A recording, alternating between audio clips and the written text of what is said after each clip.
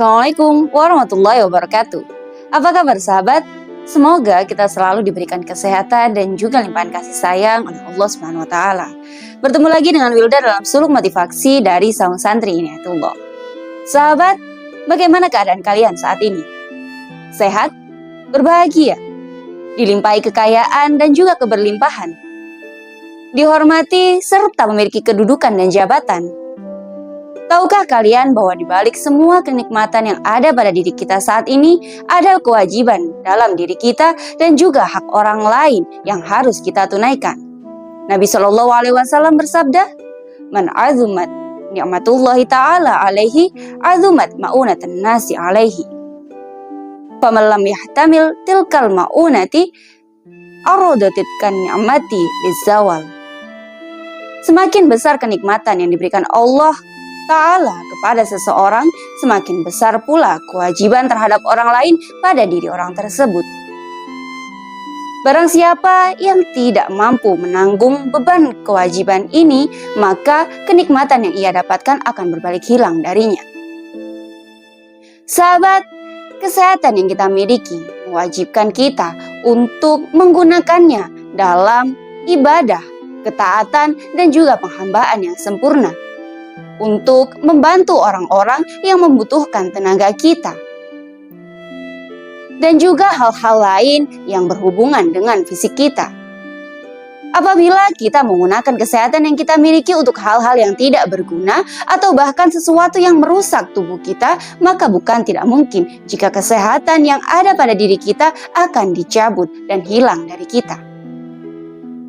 Kemudian keberlimpahan dan harta kekayaan yang ada di sisi kita menuntut kita untuk membantu orang-orang yang juga membutuhkannya.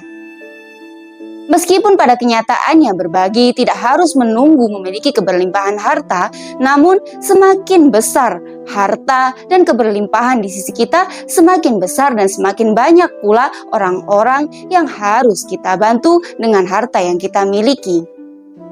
Bila seandainya kita menyimpan harta itu untuk diri kita sendiri dan mengabaikan hak orang lain di dalamnya, maka bukan tidak mungkin harta itu akan hilang dari diri kita. Mungkin sebab sakit kita yang membuat kita harus menghabiskan harta itu untuk berobat, atau terjadi suatu peristiwa dan bencana yang membuat harta itu lenyap begitu saja.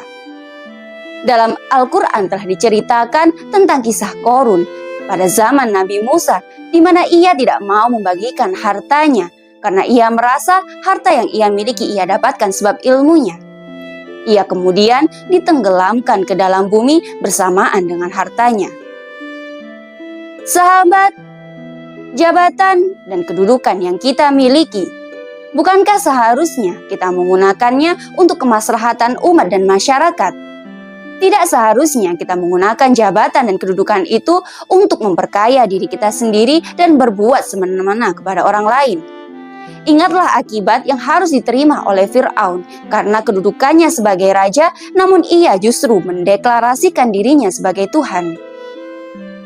Sahabat, pada dasarnya semua nikmat yang kita miliki ibarat pinjaman yang nantinya harus kita kembalikan kepada sang pemilik, yakni Allah Subhanahu wa taala. Dalam berbagai ayat Al-Quran, Allah menegaskan yang salah satunya adalah A'udzubillahi minasyaitonirrajim, walillahi ma fis samawati wa ma fil ardi. Shadaqallahul azim. Yang artinya, dan milik Allah lah segala apa yang ada di langit dan apa yang ada di bumi. Namun, sebab kebaikan dan kemurah hatian Allah Subhanahu wa taala, Allah memberikan semua kenikmatan itu pada diri kita, bahkan berjanji akan melipat gandakannya dengan dalih meminjamkannya kepada Allah. Seperti yang termaktub dalam Quran surat Al-Baqarah ayat 245 yang berbunyi, A'udzubillahi minasyaitonirrajim, wa may yuqridullaha qardan hasanan fayudha'ifahu lahu ad'afan katsira. Shadaqallahul azim. Yang artinya, barang siapa yang memberi pinjaman kepada Allah dengan pinjaman yang baik, maka Allah akan melipat ganda ganti kepadanya dengan banyak. Wallahu a'lam.